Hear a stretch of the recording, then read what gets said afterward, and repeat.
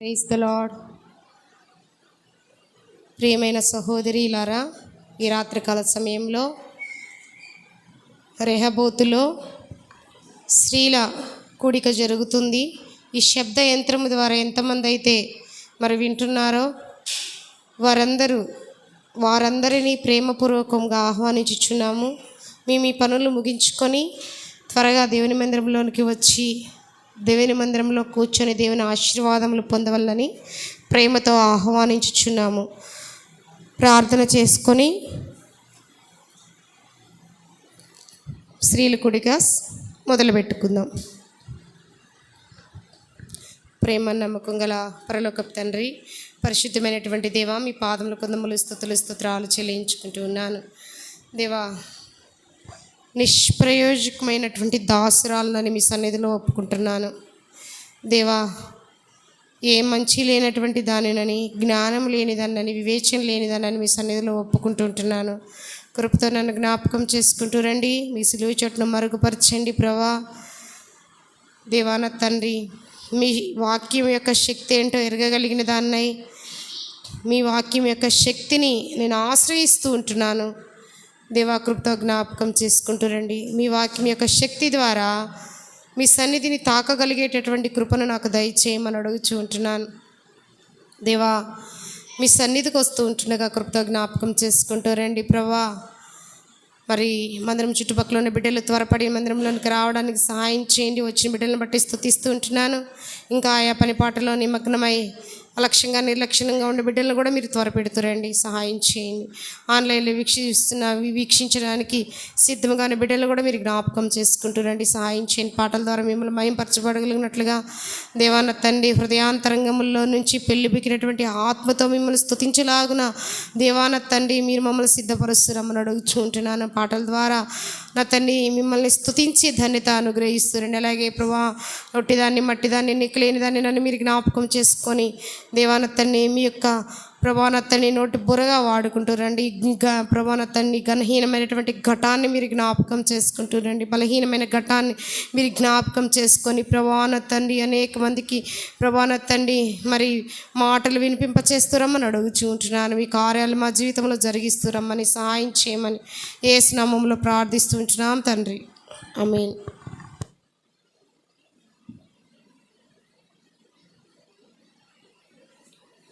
పాటల పుస్తకంలో నుంచి 612వ పాట పాడుకుందాము. అలాగే పాత పాటల పుస్తకంలో నుంచి 599వ పాట పాడుకుందాం. విశ్వాస సహితముగను ప్రకటించుడి యేసుని, విశ్వాస సహితముగను ప్రకటించుడి యేసుని, నిత్య జీవము చేపట్టి సత్యవేదము చేబూని, నిత్య జీవము చేపట్టి సత్యవేదము చేబూని, పవిత్ర హృదయములతో పోరాడుడి విజయముతో, పవిత్ర హృదయములతో పోరాడుడి విజయముతో, విశ్వాస సహితముగను ప్రకటించుడి యేసుని, విశ్వాస సహితముగను ప్రకటించుడి యేసుని, నీతిని భక్తిని గోరి నిజమైన విశ్వాసులుగా, నీతిని భక్తిని గోరి నిజమైన విశ్వాసులుగా, ఓర్పును ప్రేమను కల్గి పోరాడుడి విజయముతో,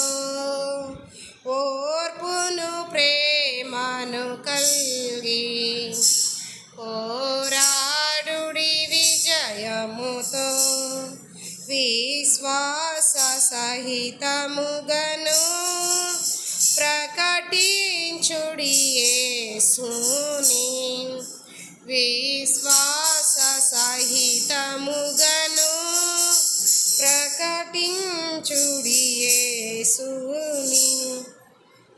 ఆకాశమున నుండి కలిగిన దర్శనమునకు, ఆకాశమున నుండి కలిగిన దర్శనమునకు అవిధేయత చూపకను పోరాడుడి విజయముతో. అవిధేయత చూపకను పోరాడుడి విజయముతో. విశ్వాస సహితముగను ప్రకటించుడి యేసుని. విశ్వాస సహితముగను ప్రకటించుడి యేసుని. క్రీస్తేసు మనసు కలిగి సత్క్రియలను జరిగించి, క్రీస్తేసు మనసు కలిగి సత్క్రియలను జరిగించి యోధులుగా నిలుచుండి పోరాడుడి విజయముతో. యోధులుగా నిలుచుండి పోరాడుడి విజయముతో. విశ్వాస సహితముగను ప్రకటించుడి యేసుని. విశ్వాస సహితముగను ప్రకటించుడి యేసుని. దీన మనసు కలిగి ప్రియులారా లోబడియు, దీన మనసు కలిగి ప్రియులారా లోబడియు మహిమా కిరీటముకై పోరాడుడి విజయముతో. మహిమా కిరీటముకై పోరాడుడి విజయముతో. విశ్వాస సహితముగను ప్రకటించుడి యేసుని. విశ్వాస సహితముగను ప్రకటించుడి యేసుని. ఆత్మల రక్షణ కొరకై అర్పించుడి జీవితము. ఆత్మల రక్షణ కొరకై అర్పించుడి జీవితము. అంతము వరకు నిలచి పోరాడుడి విజయముతో. అంతము వరకు నిలచి పోరాడుడి విజయముతో. విశ్వాస సహితముగను ప్రకటించుడి యేసుని. విశ్వాస సహితముగను ప్రకటించుడి యేసుని. యేసుని జీవము కలిగి ఇలలో శ్రమ నోర్చుచు, యేసుని జీవము కలిగి ఇలలో శ్రమ నోర్చుచు విజయోత్సాహము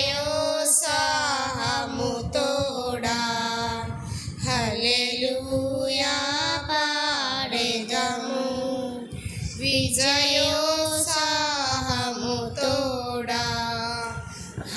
హల్లెలూయా పాడెదము.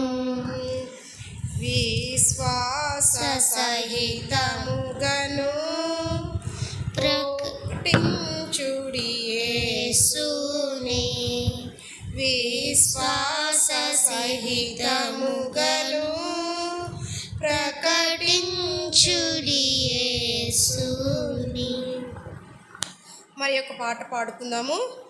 కొత్త పాటల పుస్తకంలో నుంచి 485, 88, పాతల పాటల పుస్తకంలో నుంచి 482, 488, ఓల్డ్ సాంగ్ బుక్ 482. సియోను పాటలు సంతోషముగా పాడుచు సియోను వెళ్ళుదాము. సియోను పాటలు సంతోషముగా పాడుచు సియోను వెళ్ళుదము. లోకాన శాశ్వతమేమియు లేదని చెప్పెను ప్రియుడేసు. లోకాన శాశ్వతానందమేమియు లేదని చెప్పెను ప్రియుడేసు. పొందవలేని లోకమునందు కొంతకాలమెన్నో శ్రమలు. పొందవలేని లోకమునందు కొంతకాలమెన్నో శ్రమలు. సియోను పాటలు సంతోషముగా పాడుచు సియోను వెళ్ళుదాము. సియోను పాటలు సంతోషముగా పాడుచు సియోను వెళ్ళుదాము. ఐగుప్తును విడచినట్టి మీరు అరణ్యవాసులై ధారలో. ఐగుప్తును విడచినట్టి మీరు అరణ్యవాసులై ధారలో.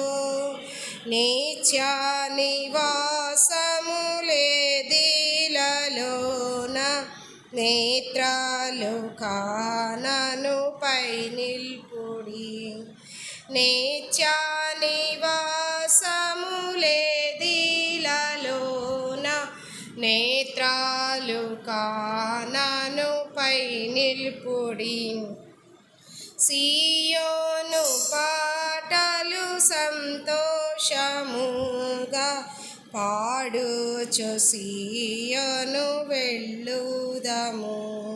సియోను పాటలు సంతోషముగా పాడుచు సియోను వెళ్ళుదాము. మారాను పోలిన చేదైన స్థలముల ద్వారా పోవలసియున్నానేమి.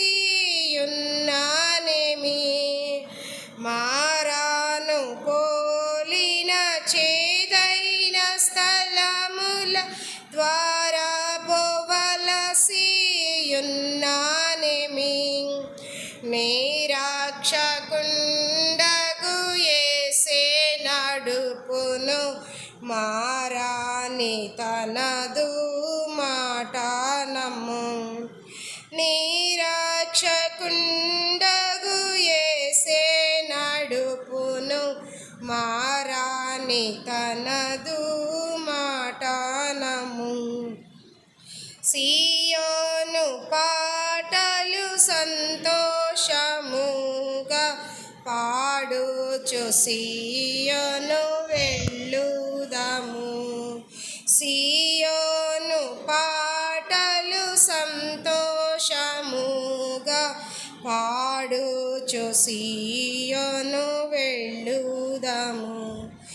ఐగుప్తు ఆశలనన్నీయు విడచి రంగుగా యేసుని వెంబడించి ఐగుప్తు ఆశలనన్నీయు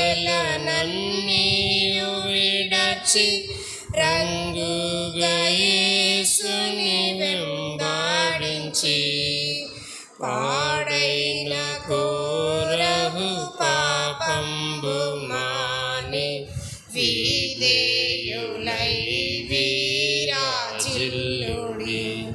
పాడైన కోరహు పాపంబు మాని విధేయులై విరాజిల్లుడి సియోను పాటలు సంతోషముగా పాడుచు సియోను వెళ్ళుదము సియోను పాటలు సంతోషముగా పాడుచు సియోను వెళ్ళుదము ఆనందమయ పరలోకంబు మనది అక్కడ నుండి వచ్చునేసు ఆనందమయ పరలోకంబు మనది అక్కడ నుండి వచ్చునేసు సియోను గీతము సంపుగా కలసి పాడేదము ప్రభు యేసుకు జై సియోను గీతము సంపుగా కలసి పాడేదము ప్రభు యేసుకు జై సియోను పాటలు సంతోషముగా పాడుచు సియోను వెళ్ళుదము సియోను పాటలు సంతోషముగా పాడుచు సియోను వెళ్ళుదము. వాక్యం కొరకు ప్రార్థన చేసుకుందాం.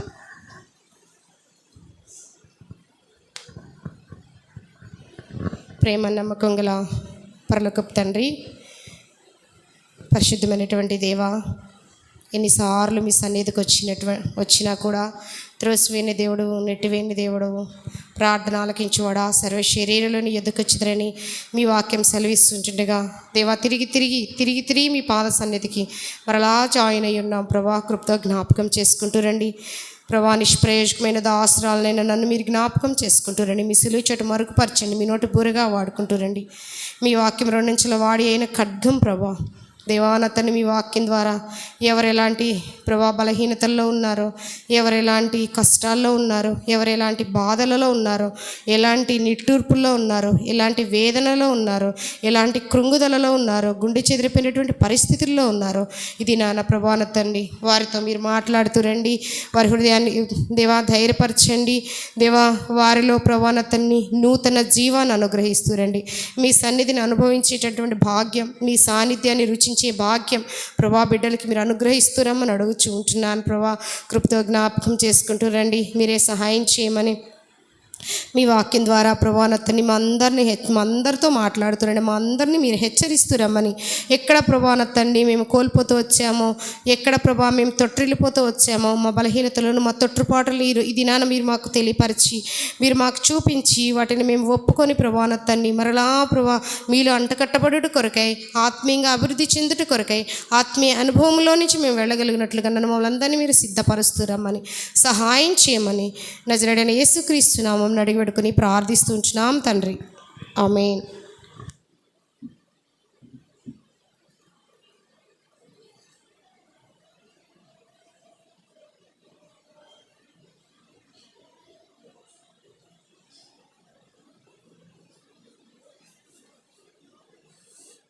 పరిశుద్ధ గ్రంథం బైబిల్లో నుంచి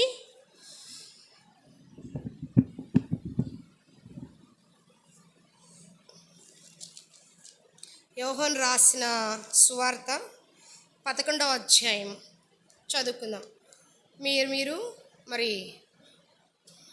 మీరు ఎక్కడైతే ఉన్నారో ఆ ప్లేస్లో మరి ఇంట్లో ఉంటే ఇంట్లో, మరి మందిరంలో ఉన్న వాళ్ళు కూడా, ఆన్లైన్లో వీక్షిస్తున్న వాళ్ళు కూడా మీ బైబిల్ని తెరచి ప్రతి ఒక్కరూ ఈ లేఖన భాగం చదవాలని కోరుతూ ఉన్నాను, ఆశపడుతూ ఉంటున్నాను. యోహాను రాసిన సువార్త 11వ అధ్యాయము 17వ వచనం నుంచి 27వ వచనం వరకు చదువుకుందాం. యోహాను రాసినటువంటి సువార్త 11వ అధ్యాయము 17వ వచనం నుంచి 27వ వచనం వరకు అందరము కలిసి చదువుదాము. యేసు వచ్చి అది వరకే అతడు 4 దినములు సమాధిలో ఉండనని తెలుసుకొనెను. బేతనియా యెరూషలేముకు సమీపమై ఉండెను, దానికి ఇంచుమించు కోసెడు దూరము. గనుక యూదులలో అనేకులు వారి సహోదరుని గూర్చి మార్తను మరియును ఓదార్చుటకై వారి యొద్దకు వచ్చి ఉండిరి. మార్త యేసు వచ్చుచున్నాడని విని ఆయనను ఎదుర్కొని వెళ్ళను గాని మరియా ఇంటిలో కూర్చుండి ఉండెను. మార్త యేసుతో, ప్రభువా, నీవిక్కడ ఉండిన యెడల నా సహోదరుడు చావకుండును. ఇప్పుడైనను నీవు దేవుని ఏమడిగినను దేవుడు నీకు అనుగ్రహించునని ఎరుగుదున నేను. యేసు, నీ సహోదరుడు మరలా లేచునని ఆమెతో చెప్పగా, మార్త, ఆయన అంత్యదినమున పునరుద్ధానమందు లేచునని ఎరుగుదున నేను. అందుకు యేసు, పునరుద్ధానము జీవమును నేనే. నా యందు విశ్వాసముంచువాడు చనిపోయినను బ్రతుకును, బ్రతికి నా యందు విశ్వాసముంచు ప్రతివాడు ఎన్నటికీ చనిపోడు. ఈ మాట నమ్ముచున్నావా అని ఆమెను అడిగాను. ఆమె, అవును ప్రభువా, నీవు లోకమునకు రావాల్సిన దేవుని కుమారుడవైన క్రీస్తువని నమ్ముచున్నానని ఆయనతో చెప్పాను.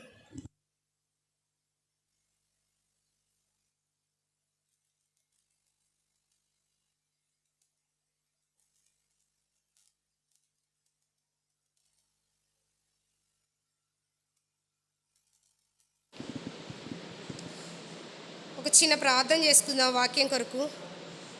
ప్రేమ నమ్మకం గల పరలోక తండ్రి, ప్రభా, ఈ వాక్యం ద్వారా మాట్లాడుతురండి. నన్ను మమ్మల్ని అందరినీ సంధించండి ప్రభా. మీ మెల్లనైన స్వరాన్ని మీ పరలోకం నుంచి మీ పరిశుద్ధాత్మను పంపించి దేవాన తండ్రి నన్ను సిలువ చోట మరుగుపరచండి, నన్ను ఖాళీ చేయండి ప్రభా. మీ మాటలు మాత్రమే ప్రభా అనుగ్రహిస్తురమ్మని, ఆ మాటల ద్వారా అనేక మంది ఆదరణ పొందగలిగినట్లుగా సిద్ధపరుస్తురమ్మని సహాయం చేయమని యేసు నామములో ప్రార్థిస్తుంటున్నాం తండ్రి, ఆమేన్.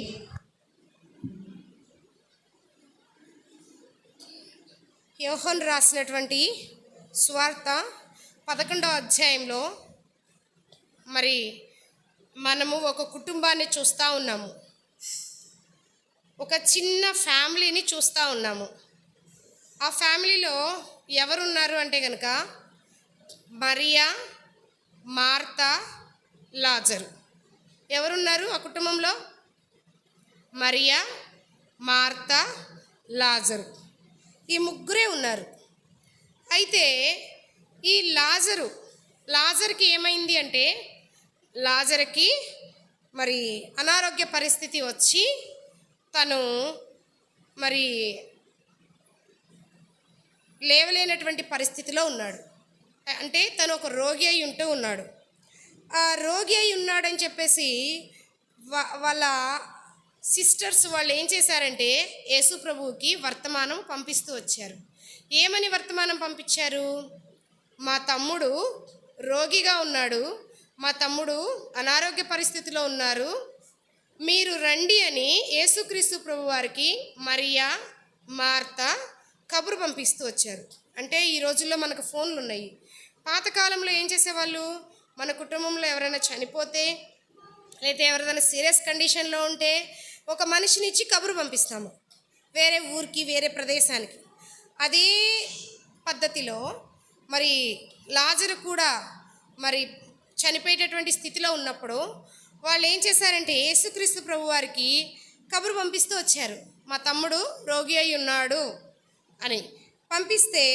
యోహాను రాసినటువంటి సువార్త 11వ అధ్యాయం, యోహాను రాసిన సువార్త 11వ అధ్యాయం పంపిస్తే యేసు అంటాడు, ఆ మాట వింటాడనమాట. ఆ విని ఈ వ్యాధి మరణం కొరకు వచ్చినది కాదు, కానీ దేవుని కుమారుడు మహిమ పొందుటకే వచ్చిను అని అక్కడ యేసుక్రీస్తు ప్రభువారు చెప్తూ ఉంటారనమాట. అయితే ఈ లాజరు ఏమవుతాడంటే 17వ వచనంలో చూడండి, యేసు వచ్చి అది వరకే అతడు 4 దినములు సమాధిలో ఉండినని తెలుసుకునేను. ఇప్పుడు మరియా, మార్తా, లాజరు ఎక్కడున్నారు? ఏ ఊర్లో ఉంటారు? బేతనీయలో ఉంటారు. బేతనియా ఎక్కడుంటుంది? యెరూషలేముకి దగ్గరలో ఉంటుంది. అంటే మనకి భీమడోల నుంచి నాగులపల్లి ఎంత దూరం ఉన్నది, లేకపోతే అంబర్పేట ఎంత దూరం ఉంటుంది? అంత దూరంలో ఇది యెరూషలేము అయితే కనుక బేతనియా అంత దూరంలో ఉంటుంది. యేసుక్రీస్తు ప్రభువారు ఎక్కడున్నారు? యెరూషలేములో ఉన్నారు. మరియా, మార్తా, లాజరు ఎక్కడున్నారు? బేతనియలో ఉన్నారు. ఇప్పుడు మరియా, మార్తా, లాజరు మరి చనిపోతున్నాడు అని చెప్పేసి, మరి రోగిగా ఉన్నాడని ఇక్కడ యెరూషలేములో ఉన్నటువంటి యేసుక్రీస్తు ప్రభువారికి వర్తమానం పంపించినప్పటికీ యేసుక్రీస్తు ప్రభువారు ఏం చేశారంటే ఇదే యెరూషలేములో 4 దినములు ఉన్నాడు. అంటే అక్కడికి తనకి బాగాలేదని తెలిసి కూడా వెళ్లకుండానే యేసుక్రీస్తు ఎక్కడున్నారు? యెరూషలేములోనే 4 దినములు ఉన్నాడు. 4 దినములు చూడండి 17వ వచనంలో, యేసు వచ్చి అది వరకే అతడు 4 దినములు సమాధిలో ఉండనని, అంటే కబురు పంపించిన తర్వాత లాజరు చనిపోయాడు. చనిపోయినాక కూడా ఇంకా 4 రోజులు ఎక్కడున్నాడు? యెరూషలేములోనే ఉన్నాడు యేసుక్రీస్తు ప్రభువారు. అయితే బేతనియా యెరూషలేమునకు సమీపమై ఉండను గనుక దానికి ఇంచుమించు కోసెడు దూరము, అంటే 3 కిలోమీటర్లో 4 కిలోమీటర్లో ఉంటుంది యేసుక్రీస్తు ప్రభువారు ఉన్నదానికిను లాజరు చనిపోయిన ఉన్నటువంటి ప్రదేశానికి. అయితే ఇప్పుడు అతను చనిపోయాడు కదా, లాజరు చనిపోతే లాజర్ని ఏం చేస్తారు? 1 రోజు ఉంచుకుంటారు, 2 రోజులు ఉంచుకుంటారు. తర్వాత ఎక్కువ కాలం ఉంచుకుంటామా? మనం ఉంచుకోం కదా. ఏం చేస్తాము? సమాధి చేస్తారు కదా. మరి అట్లాగే లాజర్ని కూడా వాళ్ళు సమాధి చేశారు. లాజర్ని కూడా ఏం చేశారు? సమాధి చేశారు. సమాధి చేస్తే మరి ఇప్పుడు ఇంకా ఇంట్లో ఎంతమంది ఉన్నారు? 2 ఉన్నారు. అంతకుముందు అయితే మరియా, మార్తా, లాజరు. వినాలి, మరియా, మార్తా, లాజరు. ఇప్పుడు లాజరు చనిపోయాడు కదా, ఇప్పుడు ఇంట్లో ఎంతమంది ఉన్నారు? అప్పుడు లాజరు చనిపోయాడు, భూస్థాపన అయిపోయింది. ఇప్పుడు ఇంట్లో ఎంతమంది ఉన్నారు? 2 ఉన్నారు. ఎవరు వాళ్ళు? మరియా, మార్తా 2 ఉన్నారు. ఇప్పుడు వీళ్ళిద్దరు ఏం చేస్తున్నారు? ఇంట్లో తమ్ముడు చనిపోయాడని చెప్పేసి వాళ్ళు ఏడుస్తూ ఉన్నారు. ఎందుకు ఏడుస్తున్నారు? తమ్ముడిని గుర్తు చేసుకొని, మా తమ్ముడు ఇట్లా ఉండేవాడు, అలా ఉండేవాడు, ఇలా చేసేవాడు, అలా చేసేవాడని తమ్ముడు మాట్లాడిన మాటలన్నింటినీ గుర్తు చేసుకొని అక్క చెల్లెళ్ళు ఏం చేస్తూ ఉన్నారంటే ఏడుస్తూ ఉన్నారు. ఎవరి కోసం? లాజరు కోసం ఏడుస్తూ ఉన్నారు. అయితే ఏడుస్తూ ఉన్నప్పుడు మరి చుట్టుపక్కల వాళ్ళు ఉంటారు కదా, వీళ్ళు ఏడుస్తుంటే చుట్టుపక్కల వాళ్ళు వచ్చి మరియను, మార్తను ఓదారుస్తూ ఉన్నారు. చూడండి 19లో ఉంటుంది, 11వ అధ్యాయము 19వ వచనంలో, గనుక యూదులలో అనేకులు వారి సహోదరుని గూర్చి మార్తను మరియను ఓదార్చుటకై వారి యొద్దకు వచ్చిండు. ఎవరిని ఓదార్చడానికి వచ్చారు? మరియని, మార్తని ఓదార్చడానికి వచ్చారు. ఎవరు వచ్చారు? చుట్టుపక్కల ఉన్నటువంటి యూదులు వచ్చారు. అయితే మరి వీళ్ళు ఓదార్చడానికి వచ్చినప్పుడు అప్పటికి ఎన్ని రోజులైంది?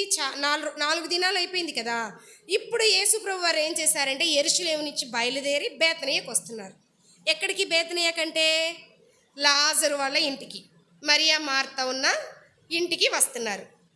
చూడండి 20వ అధ్యాయంలో మార్తా 20 యేసు వచ్చుచున్నాడని విని ఆయనను ఎదుర్కొని వెళ్ళెను గాని మరియా ఇంటిలోనే కూర్చుండి ఉండెను. ఇప్పుడు యేసుక్రీస్తు ప్రభువారు వస్తున్నాడు. ఇప్పుడు ఒకవేళ మన కుటుంబంలో ఎవరైనా చనిపోయారనుకోండి, మనల్ని ఓదార్చడానికి వస్తారు. వచ్చే వాళ్ళు కొంతమంది ఏం చేస్తారంటే చెప్తారు ముందే, మేము వస్తున్నాము అని. కొంతమంది పెద్ద వాళ్ళు ఏం చేస్తారంటే మేము వస్తున్నాము, మీరు ఇంట్లో ఉన్నారని ముందుగానే ఇన్ఫర్మేషన్ ఇస్తారు. అట్లాగే యేసుక్రీస్తు ప్రభువారు వస్తున్నారు మరియని, మార్తని మాట్లాడించడానికి, నెక్స్ట్ అక్కడ అద్భుత కార్యం చేయడానికని వస్తున్నాడు. ఈ విషయము మరి వీళ్ళు యేసుక్రీస్తు ప్రభువారు వస్తున్నారు అని చెప్పేసి తెలిసి ఏం చేశారంటే మార్తకి, మరియకి చెప్పారు. యేసుక్రీస్తు ప్రభువారు మన ఊరు వస్తున్నాడంట, మన ఊరు వస్తున్నారా అంట అని మార్తకి, మరియకి చెప్తే మార్త అయితే వెంటనే లేచింది. లేచి గబగబా మా యేసుక్రీస్తు వారు ఎక్కడికైతే వస్తున్నాడని తెలవంగానే ఆయన ఎక్కడున్నాడో అక్కడికి పరిగెత్తుకుంటూ వెళ్ళిపోయింది. మరియ మాత్రం ఇంట్లోనే ఉండి ఏడుస్తుంది. అంటే మార్త యేసుక్రీస్తు ప్రభువారు వస్తున్నారు అనగానే ఆ ఉత్సాహం పట్టలేక దేవుని గురించి వాళ్ళ తమ్ముడు గురించి దేవుడికి వాళ్ళ తమ్ముడు గురించి చెప్పడానికని పరుగున ఏం చేస్తుంది, మార్త వెళ్తుంది యేసుక్రీస్తు ప్రభువారి దగ్గరికి. అయితే మరియ మాత్రం ఇంట్లోనే కూర్చొని తమ్ముడు కోసం ఏడుస్తూ ఉంటుందన్నమాట. అయితే 20వ వచనం 11వ అధ్యాయం యోహోను రాసిన సువార్త 11వ అధ్యాయం 20వ వచనం. మార్త యేసుతో, ప్రభువా నీవు ఇక్కడ ఉండి నేడల నా సహోదరుడు చావకుండును కదా. అంటే తను అంటుంది, ఒకవేళ మేము కబురు చేసినప్పుడు మీరు వచ్చి ఉంటే కనుక మా తమ్ముడు చనిపోయి ఉండేవాడు కాదు, మీరు ప్రేయర్ చేస్తే మా తమ్ముడు బాగుపడేవాడు అని విశ్వాసంతో అడుగుతుంది. నువ్వు ఇక్కడ ఉంటే మా తమ్ముడు చనిపోయేవాడు కాదు అని అడుగుతుంటే మళ్ళా అంటుంది, ఏమంటుందో చూడండి 22. ఇప్పుడైనను నీవు దేవునిని ఏమడిగినను దేవుడు నీకు అనుగ్రహించునని ఎరుగుదున నేను. అంటే మార్త ఏమంది, ఇప్పుడైనను. చూడండి 22వ వచనంలో ఉంటుంది, ఇప్పుడైనను నీవు దేవుణ్ణి ఏమి అడిగినను దేవుడు నీకు అనుగ్రహించునని ఎరుగుదున నేను. అర్థమవుతుంది కదా. ఇప్పుడైనను నీవు దేవుణ్ణి ఏమడిగినా దేవుడు నీకు అనుగ్రహించునని. నువ్వు ఇక్కడుంటే మా తమ్ముడు చనిపోడు, అయినప్పటికీ ఇప్పుడైనా సరే నువ్వు దేవుణ్ణి అడిగితే దేవుడు నీకు అనుగ్రహిస్తాడు అని విశ్వాసంతో అడుగుతుంది. ఎవరు అడుగుతుంది? మార్త. మరి ఏం చేస్తుంది? ఇంట్లోనే ఉండి ఏడుస్తుంది. ఇంకా వాళ్ళ తమ్ముడు చనిపోయాడు కదా, ఇంకా తిరిగి రాడు. చూడండి, ఎవరైనా హాస్పిటల్లో ఉన్నారు, సీరియస్ కండిషన్లో ఉన్నారు అనుకోండి, ఏం చేస్తాము? వాళ్ళ కోసం చేర్చి ప్రార్థన చేస్తాం, అవునా? వాళ్ళు చాలా సీరియస్ కండిషన్లో ఉంటే ఏం చేస్తాము? చేర్చి ప్రార్థన చేస్తాం. ఒకవేళ చనిపోయినాక ఆ డెడ్ బాడీని తీసుకొచ్చి ఇంటి ముందు పడుకోబెడతారు. ఇప్పుడు చేర్చి ప్రార్థన చేస్తామా? నా తమ్ముడిని బ్రతికిచ్చు అని. ఇప్పుడు ఏమంటాము? ప్రభువా నువ్వు తీసుకున్నావు, స్తోత్రాలు, పరలోకానికి మీ దగ్గరకు వచ్చాడు అని చెప్పేసి మనం అంటాం కదా. హాస్పిటల్లో ఉన్నంత వరకు, లాస్ట్ ప్రాణం పోయే వరకు ఏమోనా చేర్చి ప్రార్థన చేస్తాము. వచ్చిన తర్వాత ఏమంటాము? నీ దగ్గరికి తీసుకున్నావు, పరలోకంలో నీ దగ్గర ఉంచుకో, పరదేశంలో నీ దగ్గర ఉంచుకో అని ప్రార్థన చేస్తాం కదా. కానీ ఇక్కడ తినేమంటుందో తెలుసా? ఇప్పుడైనా నువ్వు చనిపోయాడు, 4 దినాలైంది. చూడండి 17వ వచనంలో, యేసు వచ్చి అదివరకే అతను 4 దినములు సమాధిలో ఉండెను. ఎన్ని దినాలు సమాధిలో ఉన్నాడు? సమాధిలో ఉన్న మనిషి ఇప్పుడు లెగుస్తాడని నమ్మకం ఉంటుందా? అస్సలు మనం విశ్వసిస్తామా? కానీ మార్త ఏమంటుంది? ఇప్పుడైనను నీవు దేవుణ్ణి ఏమడిగినా దేవుడిస్తాడు. అంటే యేసుక్రీస్తు ప్రభువారు మన కొరకు పరలోకంలో ఉన్న తండ్రికి, మనము నైట్ అంతా మనం నిద్రపోతాం కానీ యేసుక్రీస్తు ప్రభువారు నిద్రపోరు. మనందరి కోసం తండ్రి దగ్గర విజ్ఞాపన చేస్తాడు. రమణ మరి చుట్టూ దడిగట్టుకొని ఉంది, ఇల్లు లేదు, తను నిద్రపోతుంది. ఏ పాము వెళ్ళకుండా, ఎలాంటి మరి విషపురుగు ఆ ఇంట్లోకి వెళ్లకుండా తన చుట్టూ మీ కంచె వెయ్యి అని చెప్పేసి యేసుక్రీస్తు ప్రభువారు తండ్రి దగ్గర విజ్ఞాపన చేస్తే తండ్రి ఏం చేస్తాడంటే దూతలను పంపిస్తాడు, చుట్టూ కంచె వేపిస్తాడు. ఏ విషపురుగులు ఏవి రాకుండా కంచె వేపిస్తాడనమాట. అట్లా మరి ఇప్పుడు మార్త విశ్వసిస్తుంది. నువ్వు దేవుణ్ణి అడిగితే, ఇప్పుడైనా అడిగితే, చనిపోయినా కూడా ఇప్పుడు అడిగినా కూడా నీకు దేవుడు ఇస్తాడు. ఇప్పుడైనా సరే అది నీకు అనుగ్రహిస్తాడు దేవుడు అని. అంటే అక్కడ మనకి ఏమి చూపిస్తుందంటే 2 విషయాలు కనపడుతున్నాయి. ఇప్పుడైనాను అంటుంది. ఏమంటుంది? ఇప్పటి వరకు 2 విషయాలు మనం ఖచ్చితంగా ఆలోచించవచ్చు. ఇప్పుడైనాను అంటే, ఫర్ ఎగ్జాంపుల్, ఇప్పుడు మనం ఉన్నాము, నాకు వాటర్ కావాలంటే ఇప్పుడు నువ్వు వెళ్ళి వాటర్ తీసుకురా అంటాను. అంటే ఇప్పుడు వెళ్ళి నువ్వేం తీసుకొస్తావు? మీరేం తీసుకొస్తారు? వాటర్ కావాలంటే, మంచినీళ్ళు కావాలంటే వెళ్ళి మంచినీళ్ళు తీసుకొస్తారు. ఇప్పుడైనాను. అట్లాగే అక్కడ మనకి ఏం చూపిస్తుందంటే ఒక సమయాన్ని చూపిస్తుంది మనకి. ఎట్లా సమయాన్ని చూపిస్తుందంటే, ఇప్పటి వరకు మరి మనము కొన్ని విషయాలు అడుగుతూ వచ్చాము, కానీ మార్త అడిగినట్లు మనం అడగలేదు. మార్త ఏం చేసింది? ఇప్పుడైనా నువ్వు చేస్తావని విశ్వాసంతో అడుగుతుంది కదా. చనిపోయిన ఆయన బ్రతకడం అసాధ్యం. అసాధ్యమైనా కూడా తను ఏమంటుంది? ఇప్పుడైనా నువ్వు చేస్తావు అంటుంది కదా. అట్లాగే ఇప్పటి వరకు మన జీవితాలలో మరి ఏమి జరగలేదో, ఎన్నో సంవత్సరాల నుంచి లేదా నెలల నుంచి, వారాల నుంచి, సంవత్సరాల నుంచి మనం ఎన్నో మన కుటుంబంలో జరగలేనటువంటివి ప్రార్థన చేస్తున్నాం. కానీ మార్త చేసినట్లు మనం విశ్వాసంతో చేయలేదేమో. ఇప్పటి వరకు అవిశ్వాసంతో చేసాము. ఇస్తాడులే, దేవుడే ఇస్తాడులే, దేవుడిని అడుగుదాం, ఇస్తాడులే అని ఏదో సగమేమో దేవుని మీద, సగమేమోనా డాక్టర్స్ మీద పెట్టుకొని మనం ఇస్తాడులే అని అట్లా అడుగుతూ వచ్చామేమో. కానీ మార్త ఏంటంటే చనిపోయినా సరే నా తమ్ముడు లేస్తాడని నమ్మకం, విశ్వాసంతో అడుగుతూ వచ్చింది. మనము కూడా అట్లాగే అడిగితే దేవుడు తప్పక తనకు ఎలాంటి విశ్వాసం ఇచ్చాడో దేవుడు మనకు కూడా అలాంటి విశ్వాసమే ఇస్తాడు. ఇంకొకటి ఏంటి అంటే, అక్కడ తమ్ముడు చనిపోయాడు కదా, అక్కడ ఒక పరిస్థితి ఉంది. ఆ ఇంట్లో ఏముంది చెప్పండి? ఆ ఇంట్లో ఏముంది? దుఃఖం ఉన్నది. ఇంకోటి కన్నీరుంది. ఎందుకున్నది? తమ్ముడు చనిపోయాడు కాబట్టి అక్కడ మనకి ఏం కనపడుతుందంటే దుఃఖము, కన్నీరు కనపడుతుంది. కన్నీరు కనపడుతుంటే తను విశ్వాసంతో ఇప్పుడైనను నా తమ్ముడిని నువ్వు సజీవంగా లేపగలవు అనే విశ్వాసముతో అడుగుతూ ఉన్నది, దేవుణ్ణి అడుగుతుంది కదా. అక్కడ ఎట్లాంటి గంభీరమైనటువంటి పరిస్థితి ఉంటుంది ఆ కుటుంబంలో.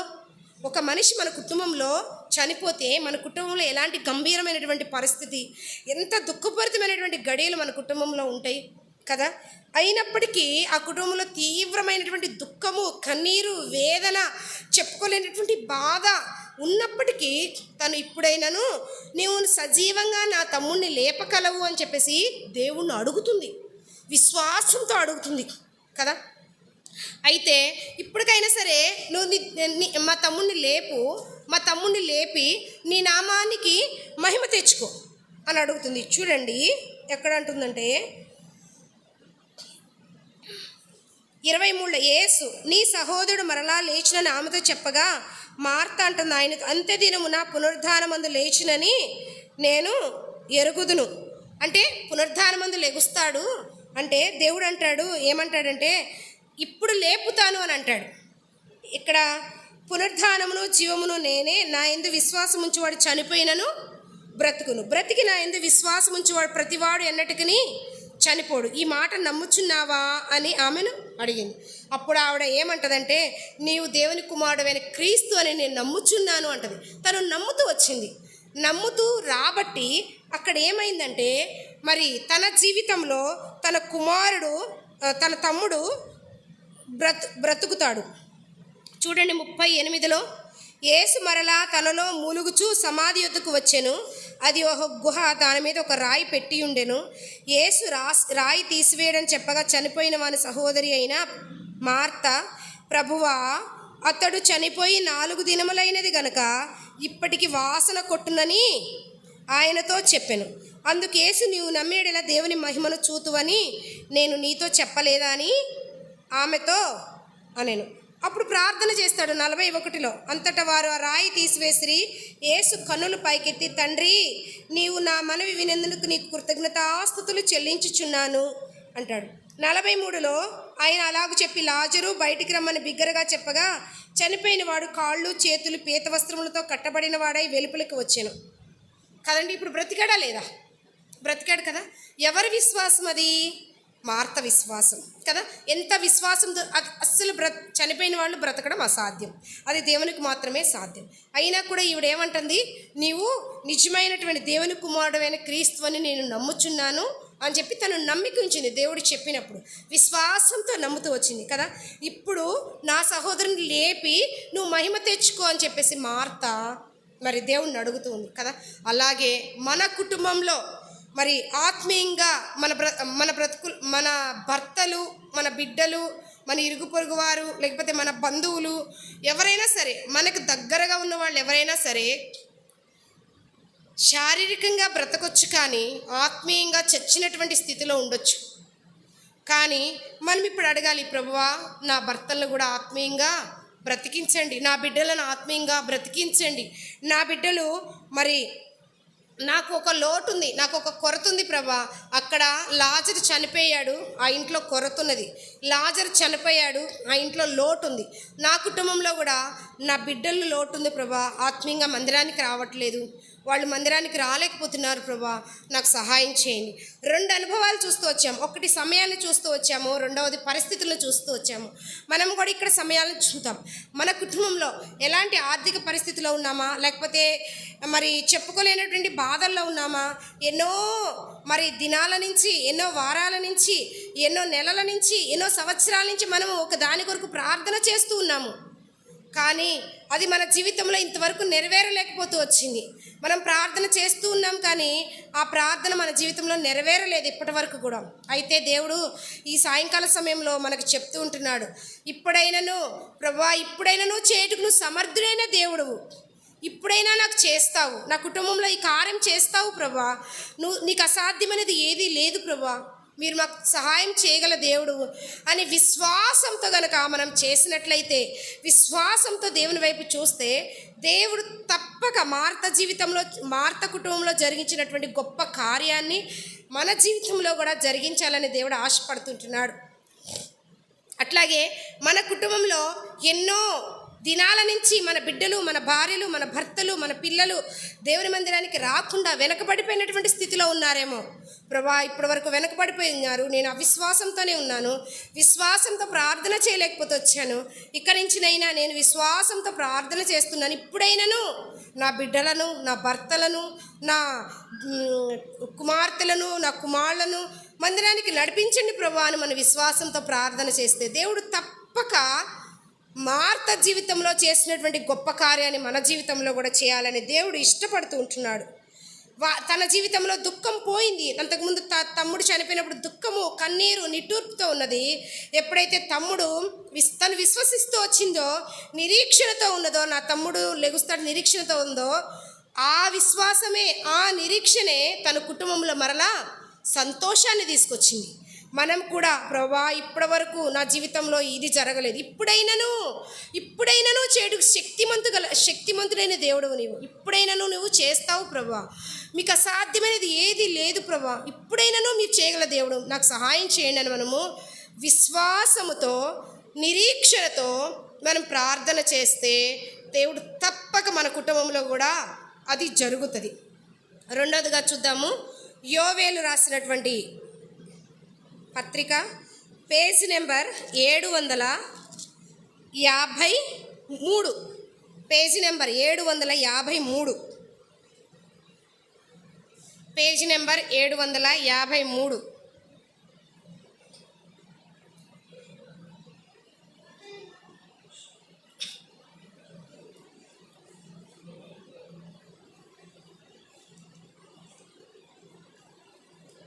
అందరు తీశారు కదా? పేజీ నెంబర్ 753, 2వ అధ్యాయము 12వ వచనము, 2వ అధ్యాయము 12వ వచనము. ఇప్పుడైనను మీరు ఉపవాసముండి కన్నీరు విడుచుచు దుఃఖించుచు మనఃపూర్వకముగా తిరిగి నా యొద్దకి రండి, ఇదే యెహోవా వాక్కు.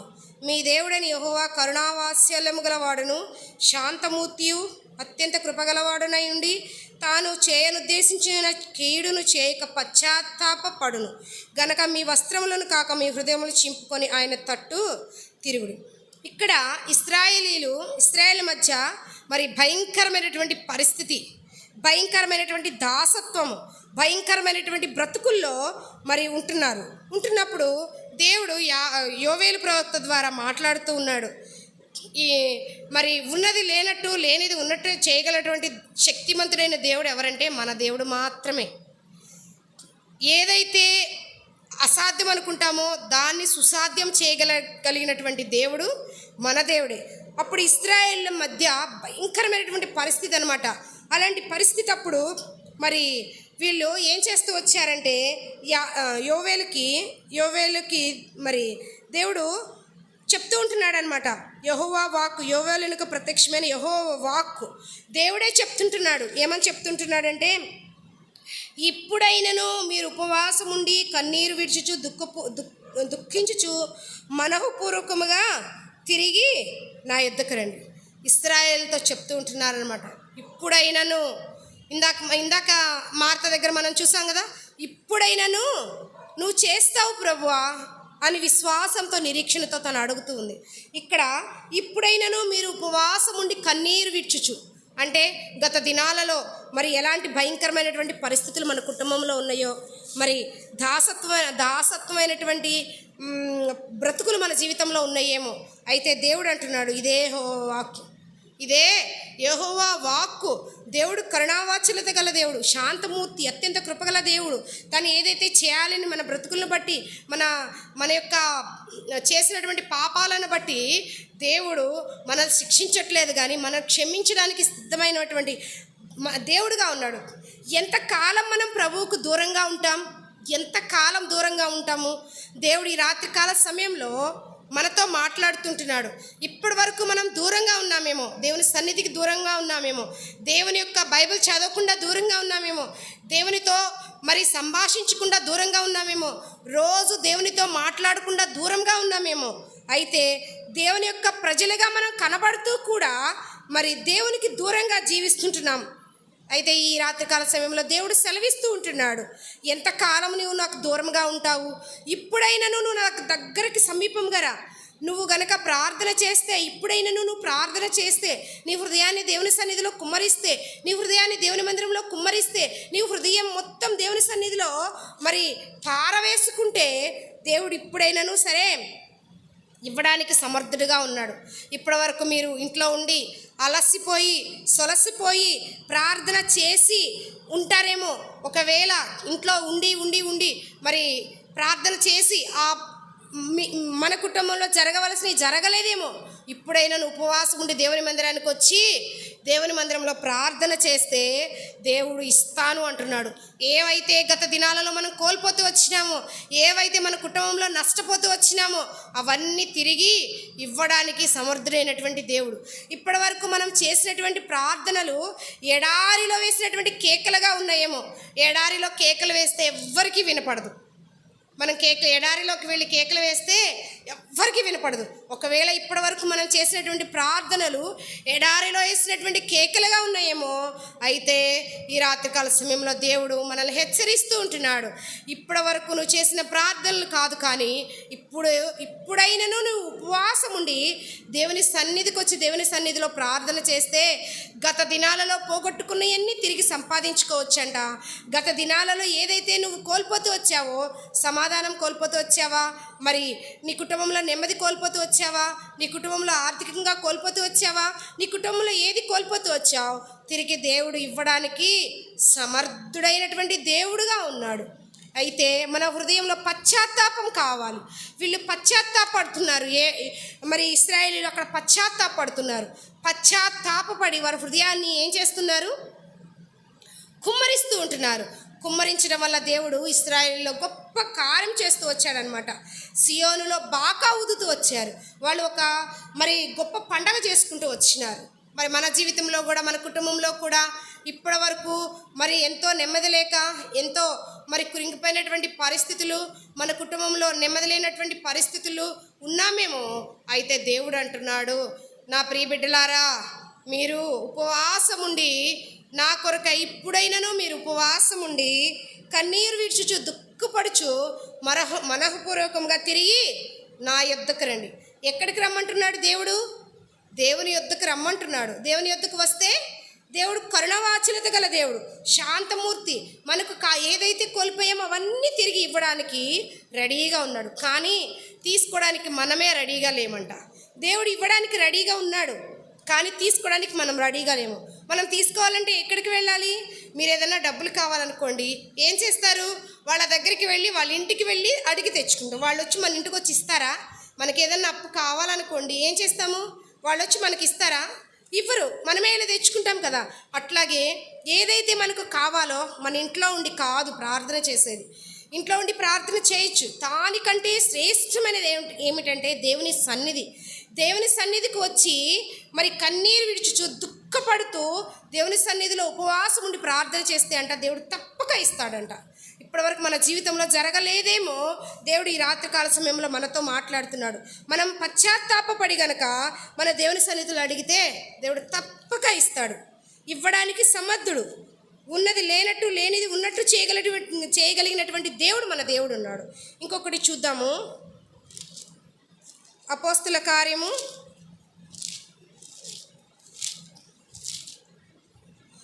130వ పేజీ, కొత్త నిబంధన గ్రంథం 130వ పేజీ. కొత్త నిబంధన గ్రంథము 130వ పేజీ.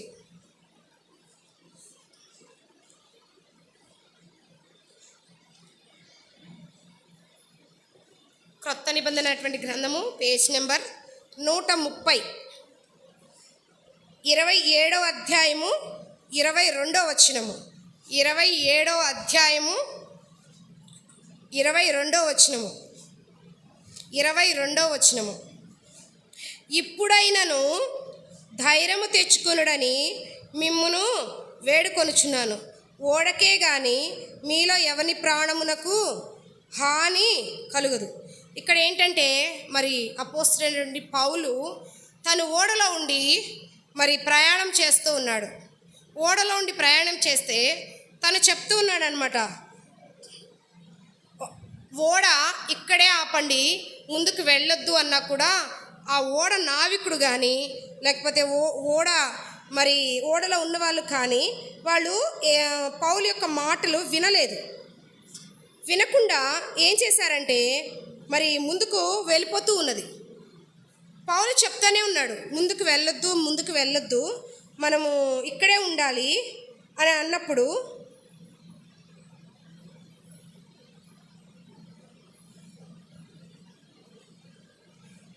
ఇరవై 27వ అధ్యాయము 10వ వచనంలో, అప్పుడు పౌలు, అయ్యలారా, ఈ ప్రయాణము వలన సరుకులకును ఓడకును మాత్రమే కాక మన ప్రాణములకు కూడా హానియు బహు నష్టమును కలుగునట్లు నాకు తోచుచున్నదని చెప్పి వారిని హెచ్చరించాను. ఎవరిని హెచ్చరించారు? అపోస్తలుడైనటువంటి పౌలు ఓడలో ఉన్నటువంటి ఓడ నడిపేవాళ్ళు, లోపల ఉన్నటువంటి వాళ్ళకి హెచ్చరిస్తూ ఉన్నాడు. ఏమని హెచ్చరిస్తున్నాడంటే, ఈ ఓడ ఇంకా ముందుకు వెళితే ఓడలో ఉన్న సరుకులకి నష్టమే, ఓడలో ప్రయాణించే వాళ్ళకి నష్టమే, ఓడకి నష్టమే అని చెప్పి ఓడలో ఉన్న వాళ్ళందరినీ హెచ్చరించారు. ఓడలో ఉన్న వాళ్ళందరినీ హెచ్చరిస్తే వాళ్ళు మాట వినలా. ఎవరి మాట వినలా? పౌలు మాట వినలేదు. వినకుండా అపోస్తుల కార్యం 27వ అధ్యాయము 22వ వచనము. అపోస్తుల కార్యం 27వ అధ్యాయము 22వ వచనము. అయితే వాళ్ళు పౌలు మాట వినకుండా ఏం చేశారు అంటే కనుక, వాళ్ళు వెళ్తూ ఉన్నారు. కొంత దూరం వెళ్ళిన తర్వాత పెద్ద తుఫాన్ వచ్చింది. పెద్ద తుఫాన్ వచ్చి మరి ఆ ఓడంతా బ్రద్దలైపోతున్నప్పుడు ఓడలో ఉన్న సరుకు మొత్తం ఏం చేశారంటే కింద పడేసేసారు. అయినా కూడా ఓడ మునిగిపోయే స్థితికి వచ్చింది. కానీ ఎంత చేసినా సరే వాళ్ళు తప్పించుకోలేక ఓడ బ్రద్దలైపోయినప్పుడు ఓడకి చెక్కలు ఉంటాయి కదా, ఆ చెక్కల మీద వాళ్ళు ఏం చేస్తూ వచ్చారంటే ఒక్కొక్కళ్ళు ఆ చెక్కల మీద పడుకుని ఈదుకుంటూ బయటకు వచ్చారు.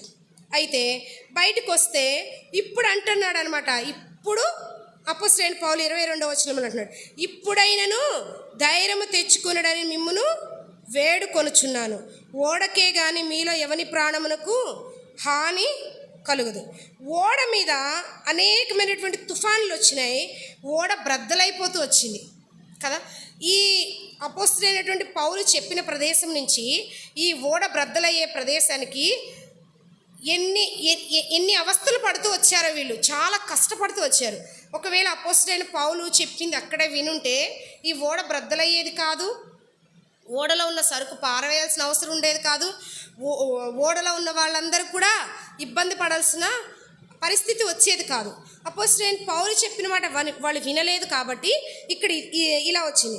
అయినప్పటికీ అపోస్తలుడైన పౌలు అంటున్నాడు, ఇప్పుడైనను ధైర్యము తెచ్చుకొనుడి, మిమ్మును వేడుకొనుచున్నాను. ఓడకే కానీ మీలో ఎవని ప్రాణమునకు హాని కలుగదు అంటున్నాడు కదా. మరి ఇంత మన కుటుంబంలో మరి కష్టాలు ఉన్నాయేమో, మరి ఈ తుఫాను లాంటి పరిస్థితులు ఉన్నాయేమో, ధైర్యం చెడిపోయినటువంటి పరిస్థితులు ఉన్నాయేమో, ఇంతవరకు ధైర్యం లేదేమో, భయభీతుల్లో ఒకవేళ ఈ తుఫాను ఎలా ఉందో అలాంటి భయభీతుల్లో ఒకవేళ మనం జీవిస్తుంటున్నాము. అయితే ధైర్యం తెచ్చుకొని దేవుని కృపా సింహాసనం దగ్గరికి మనం వచ్చినట్లయితే దేవుడు తప్పించేవాడుగా ఉన్నాడు. అపోస్తలుడైన పౌల్ని మరి ఆ తుఫాన్ నుంచి మరి ఆ ఓడలో ఉన్న వారందరినీ తుఫాన్లో నుంచి ఎలా తప్పించినాడో మనము కూడా మనకున్నటువంటి పరిస్థితులన్నింటిలో కూడా ధైర్యం తెచ్చుకొని దేవుని కృపా సింహాసనం దగ్గరికి మనం వచ్చినట్లయితే దేవుడు కూడా మనల్ని తప్పించాలని చెప్పి ఆశపడుతూ ఉంటున్నాడు. మరి మన జీవితంలో కొన్ని తప్పులను బట్టి, మన జీవితంలో ఉన్నటువంటి అవిధేయతలను బట్టి మరి మనం శిక్షింపబడుతూ ఉంటాం. అక్కడ వినలేదు కాబట్టి వాళ్ళు శిక్షకు అర్హులవుతూ వచ్చారు. అపోస్తలుడైనటువంటి పౌలు మాట వినుంటే శిక్షింపబడే వాళ్ళు కాదు. అట్లాగే యేసుక్రీస్తు ప్రభువారు కూడా ఒక్కొక్కసారి మరి దైవజనుల ద్వారా మాట్లాడుతూ ఉంటారు, ఒక్కొక్కసారి మరి వాక్యం ద్వారా మాట్లాడుతూ ఉంటారు. ఒక్కొక్కసారి ఏం చేస్తారంటే మనం ప్రార్థన చేసుకున్నప్పుడు దేవుడు మెల్లనైన స్వరం ద్వారా మనకు వినిపింప చేస్తూ ఉంటారనమాట. అయితే మనం ఏం చేస్తామంటే ఆ మాటలను నిర్లక్ష్యం చేస్తాము, అలక్ష్యం చేస్తాము. తద్వారా మనకి ఏమవుతుందంటే ఇలాంటి మరి కష్ట పరిస్థితులు మన జీవితంలో శిక్షింపబడుతూ వస్తామన్నమాట. అయితే దేవుడు అపోస్తలుడైన పౌలు అంటున్నాడు, ధైర్యం తెచ్చుకోండి, ఇప్పటికైనాను అయిపోయింది ఏదో, ఇప్పటికైనాను ఏమంటున్నాడు, ధైర్యము తెచ్చుకోమంటున్నాడు. ధైర్యం తెచ్చుకొని దేవుని సన్నిధికి రండి, దేవుని సన్నిధికి వచ్చి మీ హృదయాన్ని కుమ్మరించండి అంటున్నాడు. కుమ్మరించినట్లయితే దేవుడు ఏం చేస్తాడంట, మనల్ని తప్పించేవాడుగా ఉంటాడు కదా. మార్త జీవితంలో చూసాము, తమ్ముడు చనిపోయాడు. తమ్ముడు చనిపోయినప్పుడు తను ఏం చేసింది, విశ్వాసంతో అంటుంది, ఇప్పుడైనాను నువ్వు తండ్రిని ఏదడిగితే అది ఇస్తాడు. మార్త విశ్వాసంతో దేవుణ్ణి అడిగింది. 4 దినాలు భూమిలో పాతి పెట్టినప్పటికీ 4వ దినాన దేవుడు లేపుతూ వచ్చాడు. తనకు లేపుతాడనేటటువంటి నిరీక్షణ ఉన్నది కాబట్టి, తన విశ్వాసం ఉంచింది కాబట్టి, నిరీక్షణ ఉంచింది కాబట్టి తన యొక్క విశ్వాసమే, తన యొక్క నిరీక్షణే తన జీవితంలో, కుటుంబంలో సంతోష కార్యాన్ని తీసుకొస్తూ వచ్చింది. రెండవదిగా ఏం చూసాము, యోవేలు రాసిన పత్రిక 2వ అధ్యాయంలో చూస్తూ వచ్చాం. ఇశ్రాయేలీయులు దేవుని మాట వినకుండా భయంకరమైనటువంటి పరిస్థితుల్లో ఉన్నారు. అయితే యెహోవా వాక్కు సెలవిస్తూ, ఇప్పుడైనాను మీరు ఉపవాసం ఉండి దేవుని మందిరానికి వచ్చి దేవుని మందిరంలో మీ హృదయాన్ని కుమ్మరించుకోండి, దేవుని మందిరంలో పశ్చాత్తాపడండి, ఏదైతే కోల్పోతూ వచ్చారో దాన్ని తిరిగి పొందుకోండి, ఏదైతే మీరు నష్టపోతూ వచ్చారో దాన్ని తిరిగి పొందుకోండి అని యోవేలు రాసినటువంటి పత్రిక 2వ అధ్యాయం 12వ వచనంలో మరి దేవుడు మనల్ని హెచ్చరిస్తూ ఉంటున్నాడు. మూడవదిగా మనల్ని ఏమి హెచ్చరిస్తుంటున్నాడు, ఇంతవరకు ధైర్యం చేయటువంటి పరిస్థితుల్లో ఉన్నావేమో, ధైర్యం లేదేమో, నాకు ఇంకా నా పరిస్థితి ఇంతే, ఇంకా నాకు కావాల్సింది లేదు, నేనంతా నష్టపోతూ వచ్చాను, తిరిగి దాన్ని పొందుకోలేనని నువ్వు బాధపడుతుంటున్నావేమో, అయితే ధైర్యం తెచ్చుకోమని దేవుడు సెలవిస్తూ ఉంటున్నాడు. గత దినాలలో మన అవిధేయతల వల్ల, మన తప్పిదాల వల్ల మన జీవితంలో, మన కుటుంబంలో నెమ్మది లేకుండా ఉన్నాము. దేవుడు హెచ్చరిస్తూ ఉంటున్నాడు ఈ రాత్రికాల సమయంలో, విశ్వాసంతో, నిరీక్షణతో ఇప్పుడైనాను దేవుని వైపు చూస్తే, పశ్చాత్తాపంతో ఇప్పుడైనాను దేవుని వైపు చూస్తే, ధైర్యంతో ఇప్పుడైనాను దేవుని వైపు చూస్తే, ఏదైతే నీ కుటుంబంలో పోగొట్టుకున్నావో తిరిగి పొందుకుంటావు, ఏదైతే నీ కుటుంబంలో పోయినటువంటి నెమ్మది తిరిగి వస్తుంది, ఏదైతే నీ కుటుంబంలో పోయినటువంటి మరి ధైర్యం నీకు తిరిగి వస్తుంది, ఏదైతే నీ కుటుంబంలో సర్వం కోల్పోతూ వచ్చావో సర్వాన్ని దేవుడు ఇవ్వడానికి ఇష్టపడుతూ వచ్చినాడు. అలాగే నీ కుటుంబంలో మరి చనిపోయినటువంటి లాజరు తిరిగి బ్రతుకుతూ వచ్చినాడు. అలాగే ఆత్మీయంగా నీ కుటుంబంలో ఎవరైతే చనిపోతూ వచ్చారో, ఆత్మీయంగా ఎవరైతే ఇంకా వెనకబడిపోతూ వచ్చినారో వాళ్ళని ఈ దినాన ఇప్పుడైనాను దేవుడు ఆత్మీయంగా బలపరచడానికి, మనము విశ్వాసంతో, నిరీక్షణతో, పశ్చాత్తాపంతో, ధైర్యంతో మనం దేవుని వైపు చూస్తే మన కుటుంబంలో ఆత్మీయంగా చనిపోయిన వారిని దేవుడు తిరిగి లేపుటకు సమర్థుడైనటువంటి దేవుడును నేనే అని ఈ రాత్రికాల సమయంలో మనల్ని హెచ్చరిస్తూ ఉంటున్నాడు. అయితే మనం అలాంటి అనుభవంలోకి వెళ్దామా? దేవుడి రాత్రికాల సమయంలో మనతో మాట్లాడుతుంటున్నప్పుడు మనము కూడా దేవుని వైపు చూద్దాము, మనకున్న వాటినన్నిటినీ వదిలిపెట్టేసేద్దాము. ప్రభువా, ఇప్పటివరకు నాకు విశ్వాసం లేదు ప్రభువా, మీరు చేస్తారనేటటువంటి విశ్వాసం లేదు ప్రభువా, నన్ను క్షమించండి. మీరు చేస్తారు, నా జీవితంలో నా కుటుంబంలో చేస్తారని నిరీక్షణ లేదు ప్రభువా, నన్ను క్షమించండి. ఇప్పటి వరకు నాకున్నటువంటి భయాల నుంచి మీరు తప్పిస్తారనేటటువంటి పశ్చాత్తాపం నాకు లేదు ప్రభువా. నేను పశ్చాత్తాపంతో నీ దగ్గరికి వస్తున్నాను. నాకు ధైర్యం లేదు ప్రభువా, నేను నీ సన్నిధికి వస్తున్నాను, ధైర్యంతో మీ సన్నిధికి వస్తున్నాను అని మనం కనుక ప్రార్థించినట్లయితే దేవుడు తప్పక మనవి వినడానికి, రాత్రికాల సమయంలో మనకు సహాయం చేయడానికి సంసిద్ధంగా ఉన్నాడు. మరి దేవుడు సంసిద్ధంగా ఉన్నాడు, మనం దేవుడిని అడగడానికి సిద్ధంగా ఉన్నామా? దేవుడు ఈ రాత్రి కాల సమయంలో మనకు క్వశ్చన్ వేస్తున్నాడు. నువ్వు సిద్ధంగా ఉన్నావా? నేను సిద్ధంగా ఉన్నాను ఇవ్వడానికి.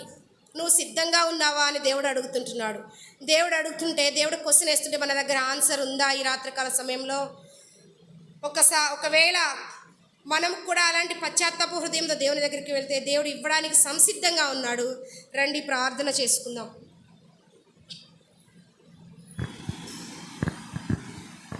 ప్రేమ నమ్మకం కలిగినటువంటి పరలోకపు తండ్రి, పరిశుద్ధమైనటువంటి దేవా, మీ పాదములకు వస్తూ ఉంటున్నాను. నిష్ప్రయోజకురాలైనటువంటి దాసురాలను ప్రభా నన్ను కూడా మీరు వాడుకున్నందుకే మిమ్మల్ని స్తుతిస్తూ ఉంటున్నాను ప్రభా. ఎన్నిక లేని దానిని ప్రభా, అయినప్పటికీ నన్ను కూడా మీరు జ్ఞాపకం చేసుకున్నారు ప్రభా. మీకు వందనాలు చెల్లిస్తూ ఉంటున్నాను ప్రభా. ఈ రాత్రికాల సమయంలో ప్రభా మార్తను మా ముందుకు తీసుకొస్తూ వచ్చారు దేవా. మార్త జీవితాన్ని మా ముందుకు తీసుకొస్తూ వచ్చారు ప్రభా. దేవా, మార్త అయితే తమ్ముడు చనిపోయినప్పటికీ తను ఇప్పుడైనా చేయుటకు నీవు సమర్థుడైన దేవుడు, నా తమ్ముడిని లేపేటటువంటి సమర్థుడైన దేవుడు అని విశ్వాసంతో మీ వైపు చూచింది ప్రభా. నిరీక్షణతో మీ వైపు చూచింది దేవా. తన యొక్క విశ్వాసమే, తన యొక్క నిరీక్షణే తమ్ముడు లాజరుని లేపుతూ వచ్చారు ప్రభా. అందును బట్టి మిమ్మల్ని స్తుతిస్తూ ఉంటున్నాను. యోవేలు రాసినటువంటి పత్రికలు, ఇశ్రాయేలు భయంకరమైనటువంటి పరిస్థితిలో ఉన్నారు, భయంకరమైనటువంటి పరిస్థితుల్లో నుంచి వెళుతూ ఉంటున్నారు, దిక్కుతోచినటువంటి పరిస్థితుల్లో ఉన్నారు ప్రభా. అలాంటి పరిస్థితుల్లో ప్రభా ఇప్పుడైనా ఉపవాసం ఉండి కన్నీరు విడుచుచు మనోపూర్వకంగా తిరిగి నా ఎద్దుకు రండి, నా ఎద్దుకు వచ్చి మీరు నా సన్నిధిలో అడిగితే నేను కరుణావాత్సల్యత గల దేవుడను, అత్యంత కృపగల దేవుడను నేనని మీరు సెలవిచ్చి దేవాన తండ్రి మరి పశ్చాత్తాపడినప్పుడు ఇశ్రాయేలును మీరు జ్ఞాపకం చేసుకున్న దేవుడు ప్రభా. అందును బట్టి మిమ్మల్ని స్తుతిస్తూ ఉంటున్నాను ప్రభా.